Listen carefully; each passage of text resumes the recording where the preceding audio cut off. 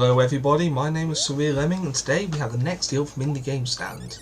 It's called the Pixeljam Octology from Pixeljam. It's a bunch of games, albums and apps from Pixeljam. However, Octology is a bit of a misnomer and so is games to some degree.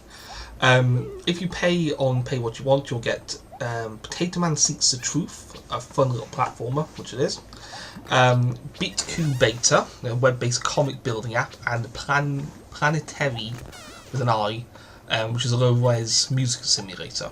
If you beat the average, you also get Dino Run SE, Dino Run Marathon of Doom, and Snowball, along with 3 separate soundtracks.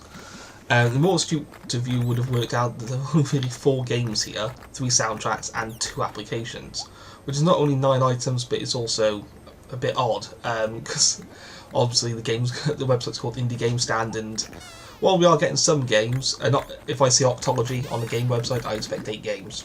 So, but let's not worry about that for now. Let's just keep try to look at the good points. So let's have a look. There's a lot to go through here, so I'll be keeping it short and sweet and using some pre-recorded footage. This is recorded afterwards, but there's a lot, like I said, there's a lot to go through, so we'll start now. First up, we have Potato Man Seeks the Truth, which is probably what I've been playing for the majority of what I've been talking about. Not too long ago, it was quite a popular game on YouTube for its ludicrously hard difficulty level. It's not too bad actually though. Playing it, I managed to complete it in only a few deaths, and I've barely watched any of the YouTube videos. It's not as ludicrously hard as people made it out to be, and it's also quite short. It's not hugely special, but it can give you a few giggles. It runs fine, nothing wrong with it. You can kill half an hour on it without much worry, but its lifespan is quite short and sort of stops there once you finish it once.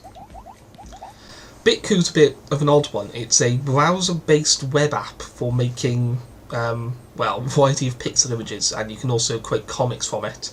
You're basically given 10 or 12, I can't remember if it's 12, different images, 2 of which are backgrounds, and you can click and drag the images onto the screen, rotate them, change their colour, change what they are, randomise again, kind of like within a set, and add text to the screen. It's something to mess around with on the browser if you're bored at work for 20 minutes, but I can't see any sort of real lasting appeal there at all.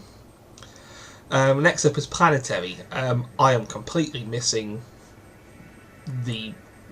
anything with this game. I don't understand it. It's not a game, it's an app. But it's just a visualizer, like you got in Windows Media Player, 10 years ago.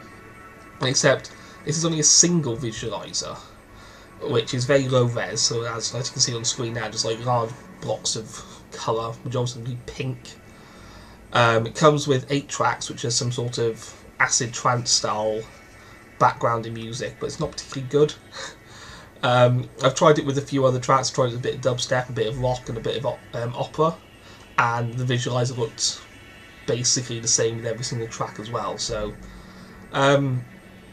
you can put it in full screen and you can press space to skip to the next track, and that's the extent of what you can do with it. I just give that complete miss completely. Now we come to the gem in this pack, Dino Run SE and its counterpart Dino Run Marathon of Doom. You get these if you beat the average, and it's just a very simple premise of running to the right, trying to avoid a big deadly pyroclastic flow from an asteroid that hit the ground, trying to make you extinct. As you run, you can pick up eggs for points, and there are a variety of power-ups as well. Dino Run SE is like the main game. Dino Run Marathon of Doom is sort of like an epically long level, kind of like a standalone DLC sort of thing. It's very difficult. The entire game has a really good difficulty about it, especially as the only things you can do is run in either direction, jump and crouch. It's got tons and tons of really cool options. I'll just list a few features here.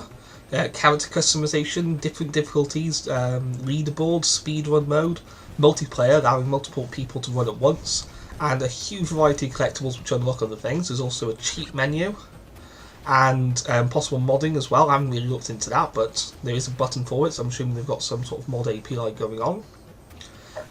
is a legitimate challenge and quite a bit of fun. Now, I don't know why this wasn't the main game in the pack, because this is by far their best work from what I've played. Last but not least, we have Snowball, which is a pinball style game. Not too many flashy features on the board, though it does have a couple of unique features, like you can hold down space to make the magnets pull the ball.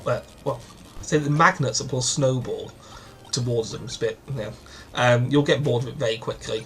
It's not a particularly good pinball game, and there isn't much to it other than there's a multi-ball and some stuff to pick up. Really, not much at all to it. So all in all, I wouldn't really recommend picking up this pack. I'd recommend trying to find Dino Run.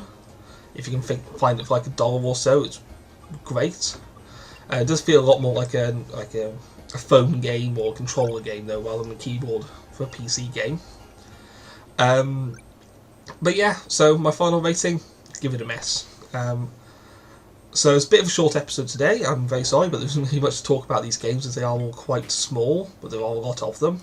And I'll be uploading Dead Space tomorrow and Amnesia on Monday, so stay tuned for that. And I've been Surreal Lemming, signing out.